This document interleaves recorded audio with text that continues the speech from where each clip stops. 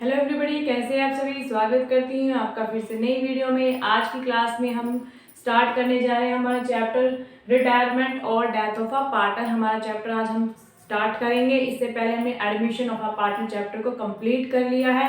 यदि आपने वो वीडियोस नहीं देखे तो आप प्लेलिस्ट में जाकर चेक कर सकते हैं। तो बात करते हैं, देखिए बेटा, रिटायरमेंट और डेथ ऑफ डेथ की। ठीक है, तो रिटायरमेंट आपको पता होता है कि जब भी कोई पार्टनर होता है वो अपने फर्म में जब काम कर रहा होता है या तो बाय एग्रीमेंट, उसका क्या होता है, रिटायरमेंट होता है। रिटायरमेंट का मतलब होता है कि वो अपने जो काम कर रहा था उस काम को वो छोड़कर जा रहा है, उसका टाइम पीरियड कंप्लीट हो गया। वो बाय एग्रीमेंट हो सकता है, वो पार्टनर की मर्जी से हो सकता है, वो किसी भी तरीके से हो सकता है। ठीक है, और डेथ का मतलब आप समझते हैं, यदि पार्टनर के डेथ हो जाए काम करते, मतलब कंपनी में जब वो लगा हुआ है उस पीरियड के दौरान उसकी डेथ हो जाए तो उसके रिगार्डिंग हमारा क्या अकाउंटिंग ट्रीटमेंट होता है। तो ये सारी चीजें हम इस चैप्टर में करेंगे। अब देखिए बात करते हैं एडमिशन और रिटायरमेंट में फ़र्क क्या होता है हमारे चैप्टर के अकॉर्डिंग। देखिए हमने क्या किया था कि हम एडमिशन के टाइम में हमारे क्या थे, मान लीजिए ए एंड बी दो पार्टनर्स थे। ठीक है, उन्होंने क्या किया, सी को एडमिट किया। सी को क्या किया, एडमिट किया। अब सी फॉर्म में एंटर करेगा तो वो प्रॉफिट का शेयर लेगा। क्या लेगा, प्रॉफिट का शेयर लेगा। ठीक है, और फर्म के क्या यूज करेगा, एसेट्स यूज करेगा। तो उसके लिए बेटे क्या लेकर आता है, कैपिटल लेकर आता है एंड प्रीमियम फॉर गुडविल लेकर आता है। ठीक है, और जो भी पुराना जो लेन देन होता है उसमें जो हिस्सा होता है वो किसका होता है, ओल्ड पार्टनर्स का होता है। नए पार्टनर को सिर्फ क्या मिलेगा, अब जब से उसने एंटर किया है फर्म में उसके बाद जो भी प्रॉफिट होगा वो सब उसको मिलेगा। ठीक है, नए पार्टनर को। लेकिन हम बात करते हैं रिटायरमेंट की। रिटायरमेंट में क्या होता है, मान लीजिए ए बी एंड सी क्या है, 3 पार्टनर्स है। तो बेटा मान लीजिए बी का क्या हो गया, रिटायरमेंट हो गया, रिटायरमेंट हो गया बी का। अब इसमें क्या करेगा, अभी तो रिटायर हो रहा है, वो जा रहा है। ठीक है, वो पार्टनर क्या हो रहा है, जा रहा है फर्म से। तो अब इसका जो शेयर होगा वो आपस में कौन डिस्ट्रीब्यूट करेंगे, ए एंड सी को मिलेगा। ठीक है, जाहिर सी बात है किसको मिलेगा, सी को मिलेगा।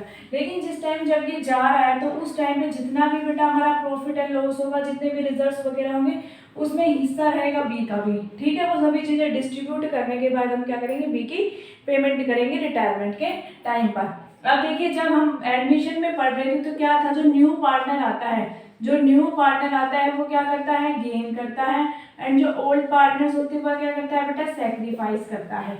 ठीक है, क्योंकि नया पार्टनर आएगा वो गेन करेगा और जो ओल्ड पार्टनर्स है वो अपने शेयर का क्या करते हैं, सेक्रीफाइस करते हैं नए पार्टनर के लिए। अब रिटायरमेंट के टाइम पर क्या होगा, जो पार्टनर जा रहा है वो क्या कर रहा है बेटा, सेक्रीफाइस करेगा। क्या करेगा, सेक्रीफाइस करेगा, क्योंकि वो अपने शेयर को क्या है, छोड़कर जा रहा है किसके लिए, ओल्ड पार्टनर्स के लिए। तो ओल्ड पार्टनर्स को क्या होगा, गेन होगा।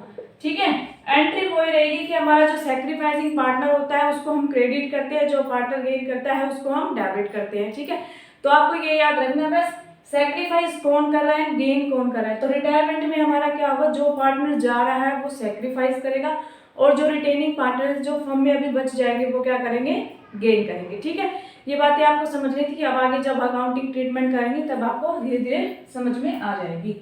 ठीक है, तो अब हम देखते हैं अकाउंटिंग प्रॉब्लम्स हमारी क्या क्या होती है रिटायरमेंट के टाइम पर। हमें न्यू पीएसआर कैलकुलेट करनी पड़ेगी। यहाँ पर हम क्या फाइंड करेंगे बेटा, गेनिंग रेशियो फाइंड करेंगे। एडमिशन में हम क्या फाइंड कर रहे थे, सेक्रीफाइस रेशियो फाइंड कर रहे थे कि किस रेशियो में ओल्ड पार्टनर्स क्या कर रहे हैं, सेक्रीफाइस कर रहे हैं फर्म में। ठीक है, लेकिन हम इसमें क्या करेंगे रिटायरमेंट में कि जो ओल्ड पार्टनर्स हैं, जो सॉरी ओल्ड जो पार्टनर्स अब रह जाएंगे वो किस रेशियो में गेन कर रहे हैं। ठीक है, तो उसी के अकॉर्डिंग गुडविल का ट्रीटमेंट होगा ना। तो यहाँ पर हम क्या निकालेंगे, गेनिंग रेशियो निकालेंगे। ट्रीटमेंट ऑफ गुडविल करेंगे, रिवैल्यूएशन में एसेट्स एंड लायबिलिटीज का ट्रीटमेंट करेंगे, reserves and accumulative profit and losses, retiring partner, capital adjust करेंगे न्यू प्रॉफिट शेयरिंग रेशियो के अकॉर्डिंग। तो जैसा हमने एडमिशन में किया था ना, टॉपिक्स हमारे उसी प्रकार रिटायरमेंट में भी होंगे, बस फर्क ये हो जाएगा यहाँ पर हमें सैक्रिफाइस रेशियो की जगह गेनिंग रेशियो फाइंड करनी पड़ेगी और उसी के अकॉर्डिंग हमारे क्या होगी, सारी एडजस्टमेंट हम करते चले जाएंगे। ठीक है, रिटायरमेंट के टाइम पर जो हम पेमेंट करते हैं वो किसको करेंगे, रिटायरमेंट पार्टनर को करेंगे। लेकिन जब डेथ की बात आती है तो बेटा जो डेथ हो जाएगी किसी पार्टनर की तो डेथ वाले पर्सन को हम पेमेंट नहीं कर सकते, वहां पर उसकी हम एग्जीक्यूटिव को पेमेंट करेंगे। तो जब हम क्वेश्चन करेंगे ना तब आपको सारी चीजें समझ में आ जाएंगी। तो आज हम सबसे पहले करने जा रहे हैं calculation of new PSR, new profit sharing हम कैसे फाइंड करें, उसके रिगार्डिंग आपको क्वेश्चन दिए गए हैं, आप क्वेश्चन को सोल्व करके देखें। ठीक है, एक एक करके सभी क्वेश्चन को सोल्व करते चलेंगे। तो देखिए फर्स्ट क्वेश्चन क्या है, X, Y and Z are partners sharing profits and losses in the ratio of 3:2:1. Calculate the new profit sharing ratio. Number A दे रखा है X रिटायर्स। यदि X रिटायर हो जाता है तो आपकी क्या न्यू प्रॉफिट शेयरिंग रेशियो रह जाएगी, Y रिटायर्स हो जाता है तो क्या रहेगी, Z रिटायर्स हो जाता है तो क्या रहेगी। तो इस केस में बेटा आप ध्यान दीजिएगा, इस क्वेश्चन में आपको कोई इन्फॉर्मेशन नहीं है, ओल्ड रेशियो आपको गिवन है, ठीक है, और ये बता रखा है कि कौन से पार्टनर रिटायर कर रहा है। जब आपको कोई अदर इन्फॉर्मेशन नहीं होती, जो ओल्ड रेशियो ही होती है, वही हमारी क्या हो जाती है, न्यू प्रॉफिट शेयरिंग रेशियो हो जाती है। और जो पार्टनर्स हमारा जा रहा है उसके शेयर को हम स्किप कर देते हैं, और जो रेशियो रह जाती है वही हमारी क्या रह जाएगी, न्यू रेशियो रह जाएगी। तो इस क्वेश्चन में देखिए ओल्ड रेशियो क्या है, 3:2:1 X, Y एंड Z। सबसे पहले बोल रहा है कि X रिटायर हो रहा है तो Y एंड Z की न्यू रेशियो क्या हो जाएगी बेटा, 2:1 हो जाएगी। X चला गया, यदि Y चला जाता है तो X की एंड Z की रेशियो क्या हो जाएगी बेटा, 3:1 हो जाएगी। यदि Z चला जाएगा तो X एंड Y की रेशियो क्या हो जाएगी, 3:2 हो जाएगी, ठीक है। जब आपको क्वेश्चन में कोई भी इंफॉर्मेशन नहीं होती है तो ओल्ड रेशियो में से रिटायरिंग पार्टनर के शेयर को स्किप कर देते हैं, वही हमारी क्या रह जाती है, न्यू रेशियो रह जाती है। नंबर केस 1 समझ में आया आपको, ठीक है। आगे चलिए, question number 7, A, B and C are partners sharing profits in the ratio of 1/2, 1/3, 1/6. Find the new ratio of if B retires. ठीक है, तो सबसे पहले आप देखिए आपको रेशियो बेटा कैसे गिवन है, 1/2, 1/3 एंड 1/6। इस प्रकार के क्वेश्चन आपके एग्जाम में बहुत देखने को मिलते हैं ताकि बच्चे कंफ्यूज हो जाए, ठीक है।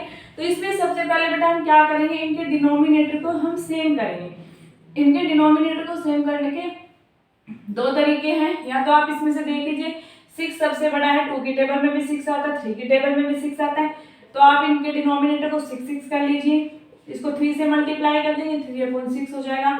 1/3 को मल्टीप्लाई कर देंगे 2 से तो 2 6 हो जाएगा। 1/6 नीचे 6 है तो इसको 1 से मल्टीप्लाई कर देंगे, 1/6 हो जाएगा। यह एक तरीका तो होता है कि आप इनका एलसीएम ले लीजिए, तीनों का आप एलसीएम ले लेंगे तो एलसीएम आ जाएगा बेटा 6। 2 की टेबल में 6 कितने पे आता है, 3 पर आता है, तो 1 को भी 3 से मल्टीप्लाई करेंगे। फिर 3 की टेबल में 2 कितने 6 कितने पे आता है, 2 पर आता है, तो इस 1 को भी 2 से मल्टीप्लाई करेंगे। 6 की टेबल में 6 कितने पर आता है, 1 पर, तो इसको हम 1 से ही मल्टीप्लाई कर देंगे। तो 3:2:1 हमारी क्या हो जाएगी, रेशियो हो जाएगी। इसके अकॉर्डिंग में हमारी क्या रेशियो हो जाएगी, 3:2:1 हमारी रेशियो हो जाएगी। अब क्वेश्चन में कह रहा है कि कौन रिटायर हो रहा है, बी रिटायर हो रहा है। बी यदि रिटायर हो जाएगा तो बेटा ए एंड सी की न्यू रेशियो क्या हो जाएगी, 3:1 हो जाएगी, क्योंकि क्वेश्चन में कोई अदर इंफॉर्मेशन नहीं है। नेक्स्ट क्वेश्चन देखिए, A, B and C were partners sharing profits in the ratio of 5:4:3. ठीक है, C retired and his share was taken by A and B in the ratio of 3:2. Find out the new ratio. तो इस case में बेटा ये भी हो सकता है कि दोनों इक्वल ले उसके शेयर को, या फिर आपको कोई यहाँ पर रेशियो गिवन होगी, जैसे इस क्वेश्चन में रेशियो गिवन है। तो इसमें हम कैसे करेंगे, सबसे पहले A will gain, ए कितना गेन कर रहा है बेटा, देखिए ए गेन कर रहा है हमारा इन द रेशियो ऑफ 3:2। किसका शेयर ले रहे हैं बेटा, सी का। सी का शेयर कितना है, सबसे पहले आप ये देखिए 3/12 है। सी का शेयर कितना है, 3/12 है।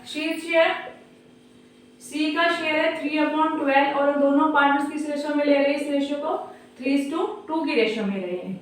तो ए कितना गेन कर रहा है बेटा, 3/12 मल्टीप्लाई 3/5 कितना गेन कर रहा है, ठीक है। ऐसे निकालेंगे, बी विल गेन, बी कितना गेन कर रहा है, बी गेन कर रहा है 3/12 का 2/5 गेन कर रहा है, ठीक है। 3 3 9 60,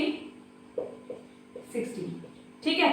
अब देखिए ए न्यू शेयर, ए का नया शेयर कितना हो जाएगा, 9/62 से सी से मिलेगा, एंड ए का ओल्ड शेयर कितना है, ए का ओल्ड शेयर है 5/12, तो आपस में इन दोनों को क्या कर लेंगे, प्लस कर लेंगे।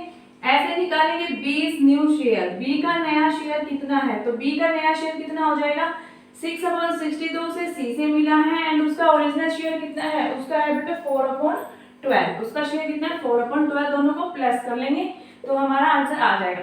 इसका एलसीएम लेंगे 60 रहेगा बेटा, कितना आ जाएगा, 60 बन जाए 60 तो 9 बन जाए 9, 12 5 जा 60 तो 5 5 जा 25। 25 में हम यदि 9 प्लस कर देंगे तो कितना हो जाएगा बेटा, ये 34/60 हमारा आ जाएगा। इसका देखिए एलसीएम लेंगे तो 60 आ जाएगा, 61 जा 60 तो 6 प्लस 12 5 जा तो 20, ये आ जाएगा 26/60। तो न्यू पीएसआर क्या आ जाएगी हमारी 34/60, 26/60 तो 34:26। अब यदि ये कट सकती है तो हम इसको काट देंगे तो 2 से ही कट जाएगी, तो 17:13 हमारी क्या हो जाएगी, न्यू पीएसआर हो जाएगी। किस किस की, ए एंड बी की। ठीक है, आया ये क्वेश्चन समझ में। नेक्स्ट क्वेश्चन रीड करिए फटाफट। जब भी बेटा मैं आपको क्वेश्चन करवाती हूँ तो आपको अपनी नोटबुक और पेन अपने साथ रखना है, आप साथ साथ क्वेश्चन को सोल्व करते जाएंगे तो आपको सभी कॉन्सेप्ट क्लियर होते चले जाएंगे। तो नेक्स्ट क्वेश्चन रीड करिए आप।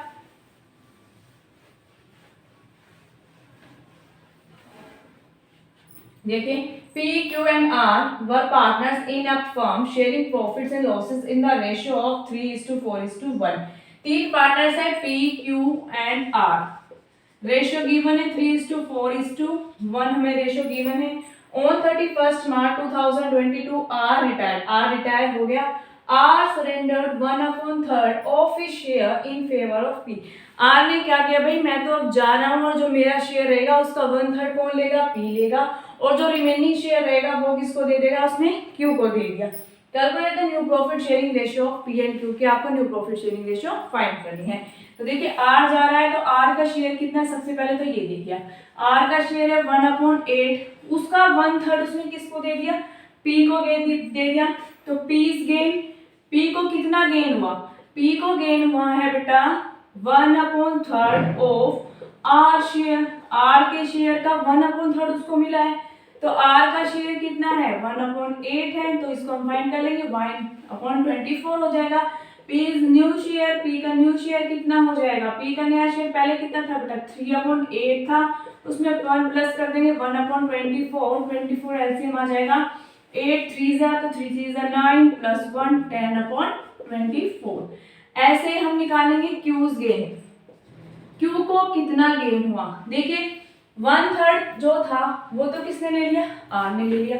मान लीजिए हमने इसका शेयर कितना है, इसका शेयर आर का शेयर 1 है, उसमें से यदि 1/3 उसने किसको दे दिया, पी को दे दिया, तो रिमेनिंग कितना बचा बेटा 2/3 रिमेनिंग बचा। तो रिमेनिंग किसको मिला है, क्यू को मिला है। 2/3 ऑफ आर शेयर, आर का शेयर कितना है 2/3 मल्टीप्लाई 1/8, तो यहाँ पर कर लेंगे 2/24। क्यूज न्यू शेयर, क्यू का नया शेयर कितना होगा, उसका ऑलरेडी शेयर कितना है बेटा 4/8 है, प्लस कर देंगे 2/24, एलसीएम लेंगे 24 आएगा।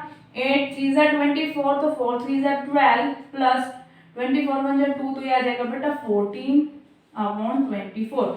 तो क्या हो जाएगी हमारी रेशियो 10:14। इसको कट करेंगे तो क्या आ जाएगी 5:7 हमारी क्या हो जाएगी, न्यू पीएसआर हो जाएगी। ठीक है, तो इस प्रकार के क्वेश्चन आपको आने चाहिए, क्योंकि जब हम लॉन्ग क्वेश्चन करेंगे उसमें इसी प्रकार की आपको इन्फॉर्मेशन मिलेगी और आपको क्वेश्चन को सोल्व करना पड़ेगा।